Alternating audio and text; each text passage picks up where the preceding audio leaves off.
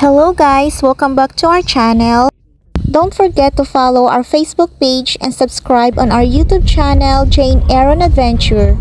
So for today's ganap guys, just a random videos about sa mga happenings ngayong araw na ito. Pag nandito guys sa bahay, ito yung pinaka-perfect view na nakikita ko everyday. At kumakain din pala kami guys ng rice dito sa US. Hindi nga lang madalas pero at least nakakakain kami. So bali nandito nga kami guys sa St. Paul. At sinamahan nga ako guys ng parents ni Aaron na pumunta sa International Institute in Minnesota para mag-enroll sa aking English class. At dahil maaga ngayong umuwi si Aaron galing work, nagluto nga kami guys ng dinner namin. So bali part na ako ng Erickson Cooking Show. Dati nanonood lang ako sa kanila sa video call habang nagluluto silang family. Yung lulutuin nga namin pala guys is yung sweet corn at yung pork chop, grilled pork chop.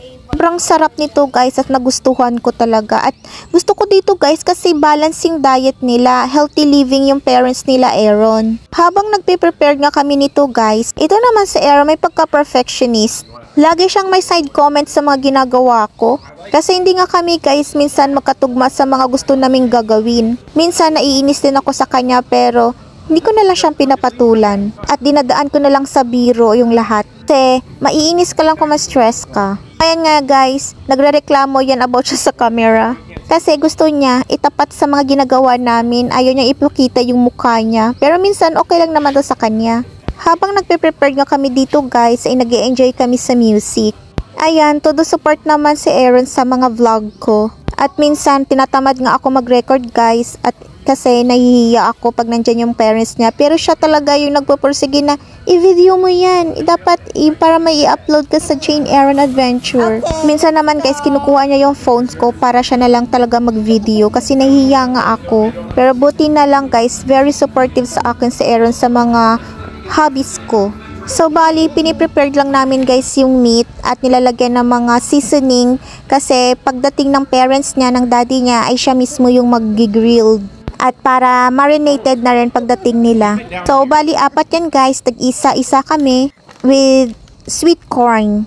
Sa kanila guys, yan lang yung nilalagay nila. Iba-iba na yung mga seasoning na nakasama dyan. Sa atin kasi ang dami pang ginagawa. May toyo, may kalamansi, may kung ano-ano pang nilalagay.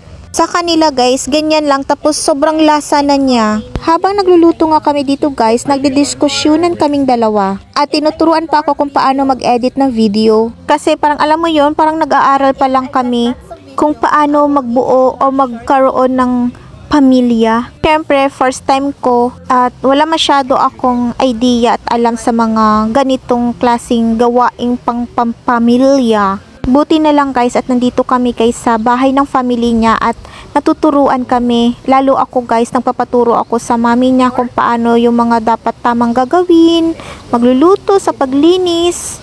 Para kung mag-separate na kami ay alam ko na, may idea na ako kung paano, ano yung mga dapat gawin.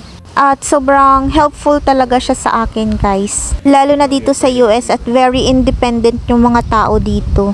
Wala kang katulong or wala kang pwedeng mapagtanungan kundi ikaw lang o yung asawa mo. Matututo ka talaga guys sa mga bagay-bagay dito sa US. Habang nagluluto nga kami guys, meron nga bumisita ulit sa amin. Yung mga squirrel. Ito talaga yung mga bet kong makita dito araw-araw. Kasi sa Pinas kasi bihira ka makakakita ng mga squirrel, ng mga ibon na lumilipad-lipad dyan. Minsan merong mga rabbit din at mga turkeys. At meron ding mga deer, mga wild animals sila guys. Pagala-gala lang dito sa area nila.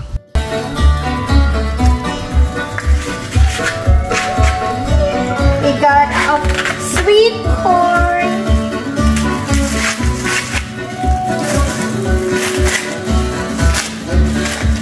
Dito sa lugar nila Aaron guys, medyo malamig na. Although may time din naman na minsan humid, maaraw, pero pag sa umaga at sa gabi, malamig na talaga siya guys, kaya kailangan mo talagang mag-jacket. Minsan yung weather nila bumabagsak ng 8 5 to 10 degrees Celsius. Nung nasa Taiwan ako, ganyan yung weather ng temperature ng winter doon at sobrang lamig na. Pero dito sa kanila guys, normal lang daw yan at yan pa yung pinaka best na temperature dito sa kanila. Sabi ko nga guys sa kanila, kung sa Pinas, ayaw ko ng maaraw kasi sobrang init nga. Pero pag nandito ka guys sa US, talagang hahanap-hanapin mo yung araw, yung init talaga. Kaya pag nakakita ako ng araw sa labas, nagbababad talaga ako kasi sobrang lamig kasi minsan. Ang sarap sa feeling na magbabad ka sa sa araw. So ayan guys, ready na ang lahat. Back behind the bird feeder, way back there. Yeah, he's sitting there eating that. Bonnie. What a heck of a cut that was. He's just kind of sitting there right now. He might move around a little more, but he'll be hopping in the backyard later tonight usually. He's like have a whole nature show on him. Bonnie in Philippines, You haven't seen the turkeys yet, have you? not yet here, around here. But not. Oh, look at tenderloins in those two. Yeah. And this one has none. Yeah. I can eat that one. I don't care. That one doesn't have none. See, she's all about the Costco pork chops, Yeah. but they do the same mellow. Yep. Well, grill marks, bud. Yep. I'm gonna go a little bit longer, I think, on the first side. No, I'm gonna flip them. I'm gonna flip them. Yep. That was a solid decision. I think so. I got two on it. Oh yeah. Oh yeah. That one's gonna. These are smaller, so I'm gonna do them a little bit, and they're gonna go on top of those. Yep. I don't want to get them. I don't want to get them Nice. dry. Then they got to rest so they can. Web. What's that show? Modern Family. I think I'm about ready to. Yeah, ready yeah, to- I would, because I think they're pretty close. Let's pull them and tent them. Well, the bigger ones, I don't know. I mean, I'll take one of the bigger ones. I think mine. I will too. I don't care. Mine's a little pink. Like this one. I mean, I'll take this guy if it's. Let me feel. I mean, yeah, you're getting to a really good spot right there. I don't know. Maybe like another. So just a, Those two, give those two like maybe another tad. Like just a couple. I still have, I just need 2 in here and here. I think two more. It's not air. Oh, 15 cents for you, Aaron.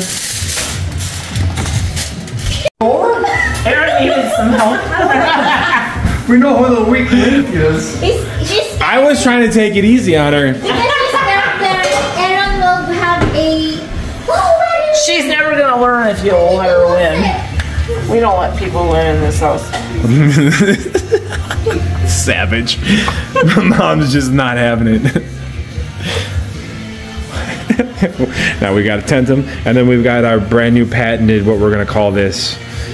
Applesauce. No, we're gonna call it like Crisscross applesauce. Pork chop applesauce. pork chop applesauce. I like it. And then we'll just narrate over all this. So I'm just getting some B-roll footage here. Beef and broccoli. Yeah. That was really good. Apple Or sauce. applesauce. Pork chop applesauce. And that's how you butter corn, apparently. We already got some apples. Cool. I just want to eat one of those strips. Yeah, just Dip it in butter. Oh, you can have melted butter. Yeah, melted butter. Dip it in the butter. Oh my gosh. And just eat it. Oh, Hold yeah. up, we should melt some butter. Oh my God, we should. No, you guys all need to just calm down. No, let's just put some butter on it. Take this butter. Melt some butter. It's gonna be like crab legs. Yeah. I just This is the ticket here. Oh yeah. It's your first time you do that with the corn. Yeah, I'm I used that one. Well, Lisa brought that when we were freezing corn. Look at that. Weeks ago. Shorten that whole thing right off Because there. when we freeze it, we cut it off raw before we. It's not cooked. It doesn't work very good for that. Yeah, because We have to get on the other side so we don't get the lines in there. Got it? You know what you need? Oh, it shows in video pretty well. Wait, Yeah. navigate there. So Ashley Moon. Many moons ago. Lisa has a Censored. telescope.